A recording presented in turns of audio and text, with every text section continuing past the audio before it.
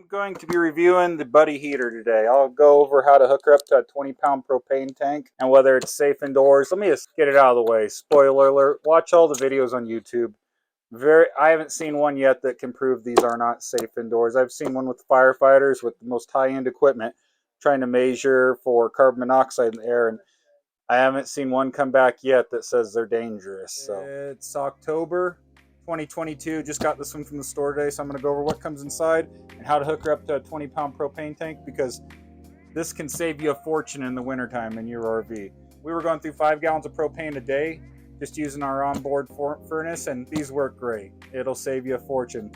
One 20-pound propane tank the size you use for your barbecues will last you well over a week if you use it 12 hours a day on low. All right, let's see what comes inside one of these things. It's been a while since I've opened one of these boxes up. There you got the instructions. Let's see.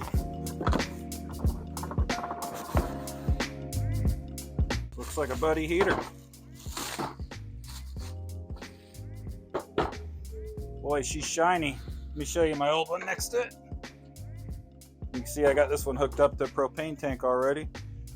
This one's about 2 or 3 years old. Looks pretty much the exact same as that one. So, I mean, this one's taken a beating and it still works great. So let me go over exactly what it takes to hook one of these up. First thing you need is a Buddy heater. Then there's this adapter that'll plug into the propane tank. This one's actually made by Mr. Heater. It says 5-foot propane hose assembly.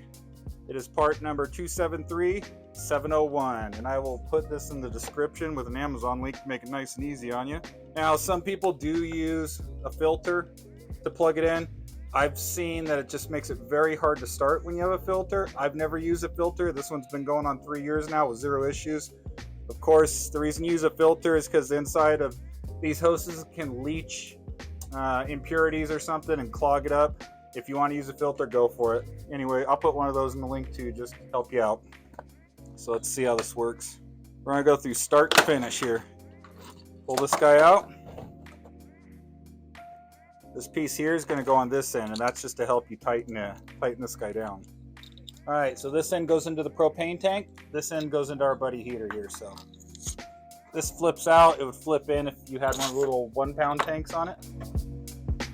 We're going to even do a pressure test here, redneck style. So, all right, that guy's in nice and tight. I'm just going to do it hand tight. This is the end that's going to go into the propane tank. Just going to stick this in now. Now remember, this is lefty tighty, righty loosey. We're inside the threads here, so just hand tight it. I'm going to take a water bottle, a little bit of soap, put some soap in here, shake it up. We're going to create some suds. All right, as you can see, some water and some soap. We got bubbles. Let's turn this guy on here, open. You see that line move, she's under pressure. We'll see it blow some major bubbles if there's any leaks. Not seeing no bubbles being blown there. Let's check down here.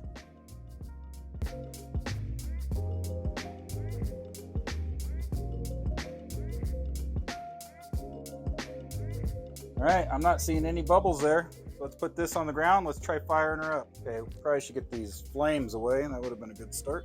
All right, so you got the off, the pilot, low, and high. So we're going to turn it to pilot. Just going to hold this down for a second. Now, when you push this down, it's going to spark down there. Looks like that flame's getting a little nicer each time. There we go. All right, that wasn't very bad. Then just turn her over. Low, high, whatever you want. Boom. All right, that's all it takes to hook her up to the propane tank. Now when you shut it off, it should go on a little bit easier. Now remember, these do have a built-in oxygen sensor, so if CO2 builds up, they're supposed to shut off on their own. I would recommend still having a CO2 alarm. I run mine about 12 hours a day in here. I keep this close by, and you can see the highest it's gotten to is 0 parts per million. It hasn't registered any carbon dioxide in the air yet. So anyways, let's turn her back on, see if she starts. Boom, look how quick that was. Starts right up. The other thing it does that's kind of nice is if you got kids or animals or something, this is still going to get real hot. So if it tips over, it can still start a fire. But see that? it's off. Turns off immediately if you tip it over. We haven't had no issues with it. Like I said, we are in a 42-foot fifth wheel, and I'll leave one running in the living room all day if I'm in the living room. Maybe bring it back in the bedroom, heat the bedroom up real quick or whatnot. The only time I use my onboard furnace is if the temperatures are getting below freezing or at night. I set my furnace at 65 at night just to keep the inside somewhat decent and to keep the pipes from freezing up if temperatures dip down. But during the day, I turn that furnace, set it at 65, let this guy run on low, and our RV doesn't get below 65. With this on low, it stays about 66, 67 degrees all day long with no issues. So it's been a very budget-friendly modification to help us stay warm up here in Montana. I love these buddy heaters. That's why I just bought a second one, so I didn't have to keep carrying it back and forth from the bedroom. The week before, we were going through 20 pounds of propane each day. Now that 20-pound propane tank on the buddy heater on low, running it whenever we want, it's over a week and it's still got probably at least a quarter to a half of a tank of propane left. So I got nothing but good things to say about these buddy heaters. I love them. I think they're a great asset for an RVer who's going to be staying up in the snow in the winter this year. All right, so I think that's pretty much about it.